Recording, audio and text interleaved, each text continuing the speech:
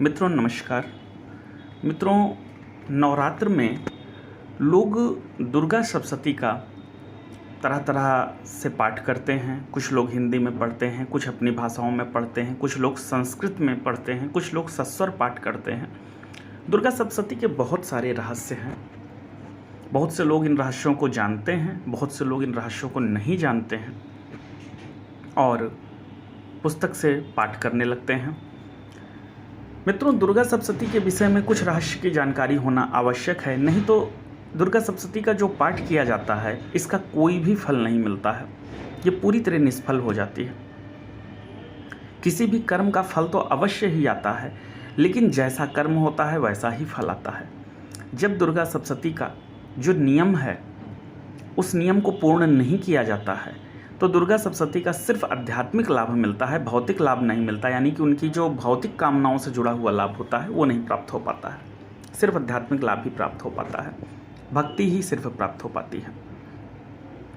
मित्रों, दुर्गा सप्तशती जब कलयुग आने वाला था तो ऋषियों ने कलयुग के प्रभाव को देखते हुए कि दुर्गा सप्तशती का लोग दुरुपयोग ना कर दें, बहुत ही शक्तिशाली स्रोत है, ये जो पाठ है बहुत ही शक्तिशाली है, इससे किसी भी कामना की पूर्ति की जा सकती है। इस बात को ऋषि मुनि जानते थे और कलयुग में इसका दुरुपयोग ना हो, इसके लिए दुर्गा सप्तशती को ऋषियों ने शापित कर दिया था, जिस श्राप के कारण दुर्गा सप्तशती अपना फल नहीं दे सकती थी। और उस श्राप को या तो गुरु परंपरा से हटाया जाता था, यानी कि गुरु अपने शिष्य को जब उस श्राप से मुक्त होने के लिए गुरु शिष्य परंपरा से वह पाठ करने की विधि देता था, तब वह उसका लाभ प्राप्त कर पाता था, या गुरु के बताए मार्गदर्शन के अनुरूप उस श्राप को हटाने का जो विधान ऋषियों ने बनाकर गुप्त रखा था उस विधान को करके दुर्गा सप्तशती का पाठ किए जाने पर ही लाभ प्राप्त हो पाता।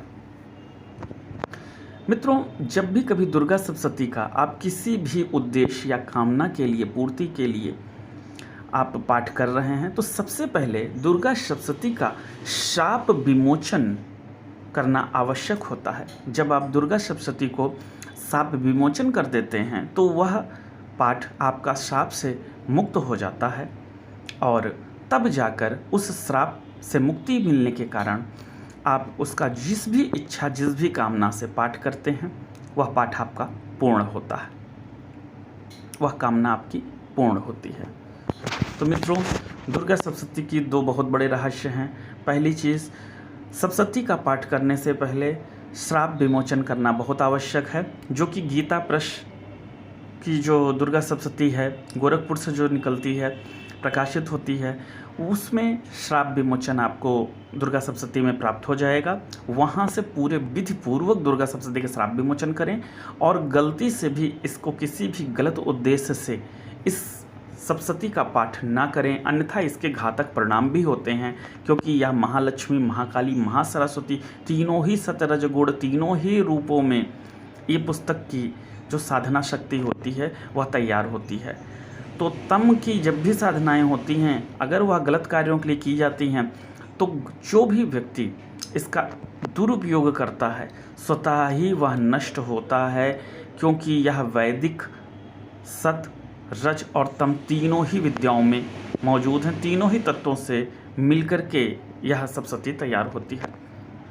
दूसरी चीज़, दुर्गा सप्तशती के नियम को पूरी तरीके से करके और दुर्गा सप्तशती में जो सिद्ध कुंजिका स्रोत है इसका पाठ अवश्य करें, जिससे कि पूर्ण पुस्तक का लाभ मिले। बिना इसके पूर्ण लाभ नहीं मिलता है। आज के लिए इतना ही। जय महादेव।